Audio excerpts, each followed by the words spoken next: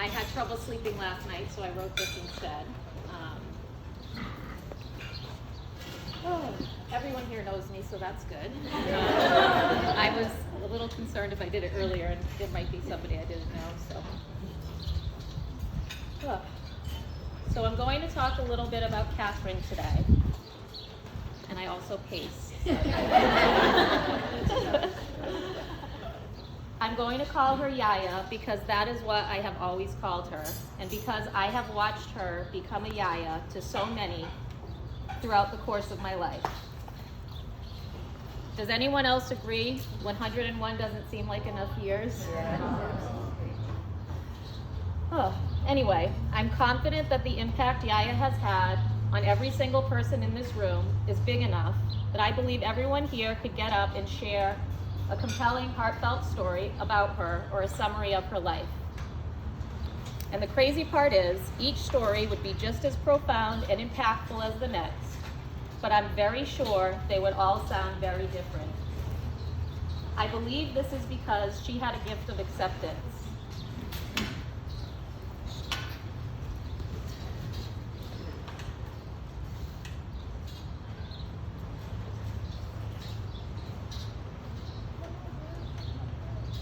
She met people where they were at, welcoming them for who they were in the moment, and experienced life standing beside, not in front of them.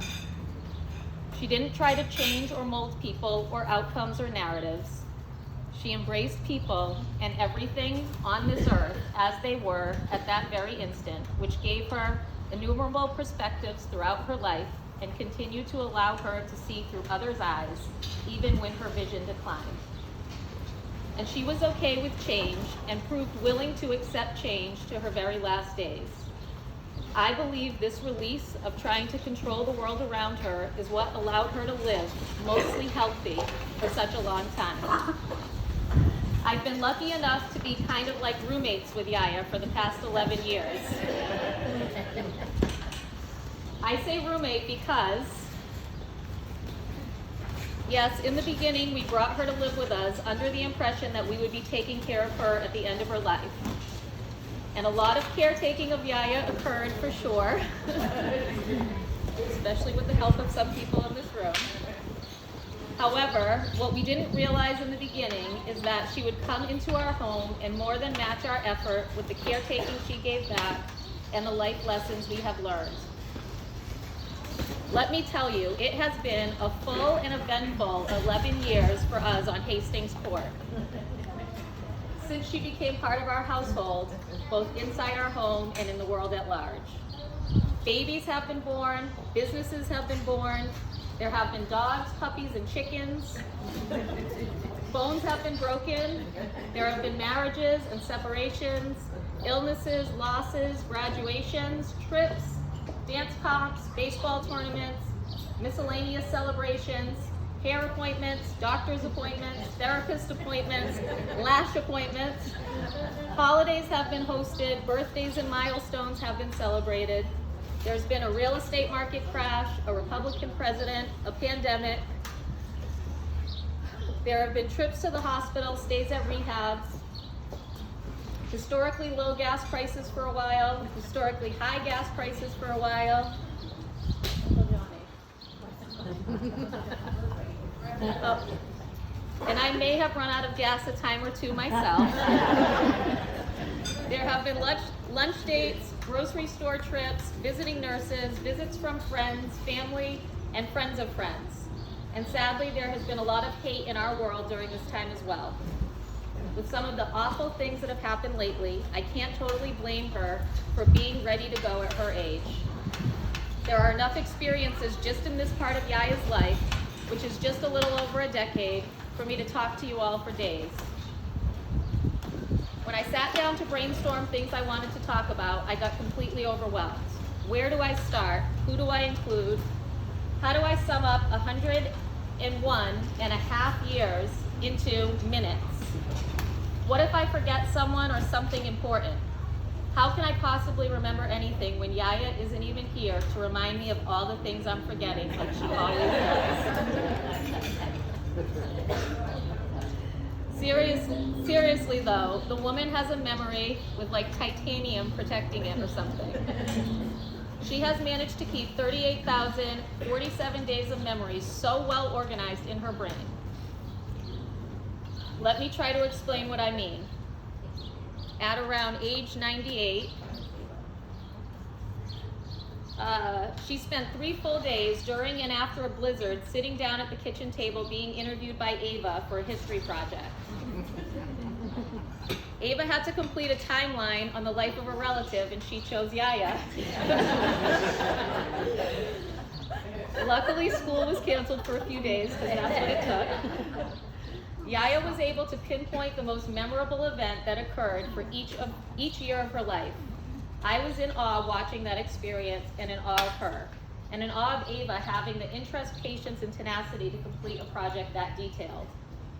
While she was busy for days with Ava recalling memories from the 30s and 40s and beyond, she was multitasking with her normal micromanagement of me, reminding me of basic daily tasks like always. For example, Megan, do the dogs have water? For the first time during this project, I became aware of just how remarkable her memory was. If you spent any time in our kitchen, you would for sure have heard YiaYia remind me, "Hey Megan, don't forget it's Tuesday, it's trash day. It's not recycling till next Tuesday though. Don't forget to buy half and half." Or cream of wheat.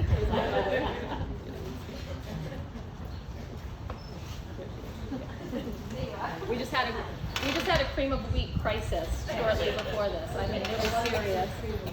We could not find it anywhere.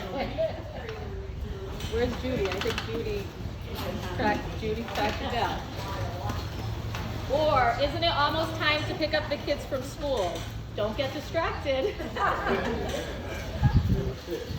Also, several years ago when she got a surgery from her hip replacement, the doctors warned us that it may take her a while to wake up from her anesthesia, and that people her age tend to be very disoriented and confused when they wake. When she woke up, I think Kathy remembers, she opened her eyes, looked directly at us, and immediately introduced us to her nurse that she had met shortly before going into surgery. To put this into perspective, I confuse my youngest daughter's name with my sister's name on a regular basis, and I've known my sister for 39 years, and I birthed my daughter.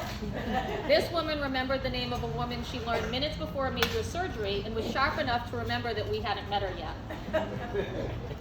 Anyway, luckily, before I got too bogged down with recalling and attempting to organize the most perfect details to share with you all today, something clicked in my brain. It hit me that although her time living with our family seemed like a full lifetime in itself, and although I have some amazing memories to share about this time and our experiences, if you take every day she spent in our household and add them all up together, that only equals slightly less than 11% of her life.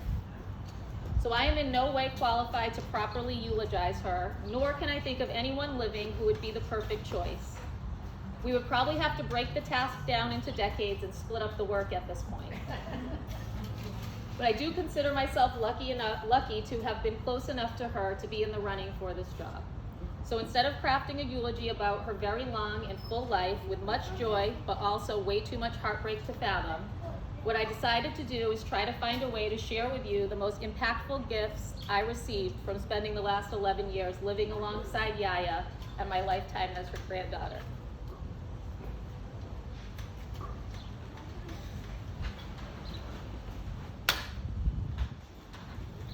The first lesson, make listening to music you love part of your daily routine. I personally watched this woman transition from listening to music on her AM/FM radio to finding music with her Comcast TV remote to asking Alexa to play her favorite songs over the time she lived with me. I remember her listening to music on record players when I was a child and then cassettes in her car. I remember her telling me stories about going out dancing every Friday night and getting dressed up. And I remember her explaining the bands that played and their music with excitement. Her knowledge of music was wide, versatile, and very surprising.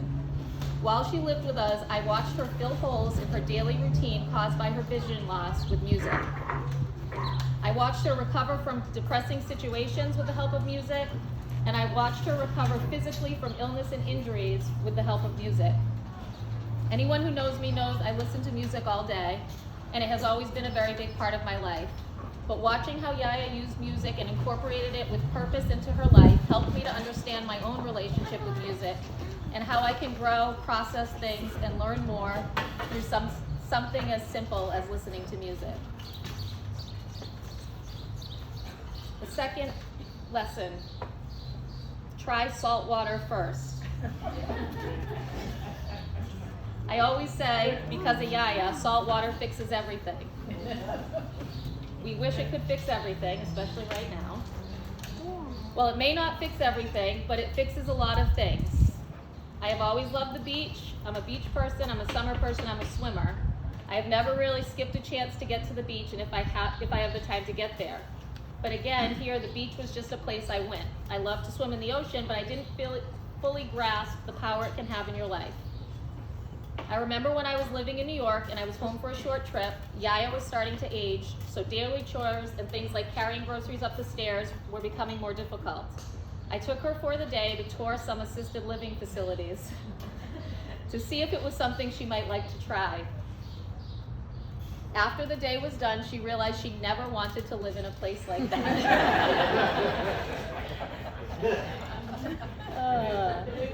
She asked me if we could swing by the beach, saying that she was a little more sore than usual and she wanted to get some salt water on her because it was tough for her to get to the beach now at her age on her own. I don't remember what month it was, but I do remember it was not a warm day. I remember saying, "But it's cold today," and she said, "That's okay." That was the first time I realized her deep appreciation for the ocean. She rolled up her pants, as I've seen her do many times before, and put her feet in the water.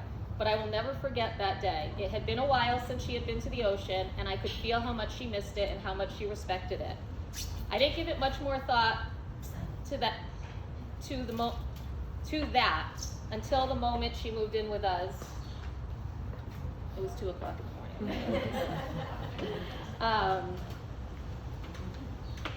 And taking her to put her feet in the water became part of our routine. She would roll up her pants and her sleeves and rub salt water on all of her exposed skin and her face, always making sure to get her lips and inside of her nose. And she would take deep breaths and be silent for long periods of time. Again, I started to evaluate my love of the ocean and if I was really getting everything I could from it with the relationship I had with it. We are lucky to live on the coast and have access to the ocean so easily, and I feel lucky that I was able to experience her relationship with the ocean, which helped me understand my own. And the last thing, less is more.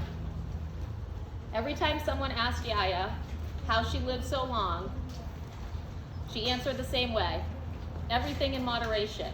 It's okay to have fun, but don't have too much fun. It's okay to have wine, but not the whole bottle. It's okay to have chocolate cake, but not every day.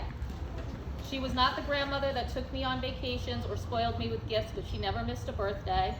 I got a gift with a handwritten, personalized note every year and for every occasion, and some of those notes still stand out in my mind. Incorporating this mentality into my habits has been life-changing for me. Scaling back the time outside of the house, being less wasteful, and slowing down, especially when I eat, as she always yells at me for eating too fast, are all very simple things, but learning these lessons through her quiet and consistent example have been life-changing in many ways. I know I still have a long way to go in life, but I hope I can continue to use her example to help guide me and keep her legacy alive. Yia's love for life was not loud and in your face, but once you saw it, it was something that you couldn't unsee. She managed to stay positive and present despite the many times life tried to knock her down. This was especially true watching how much joy her great-grandchildren brought into her life.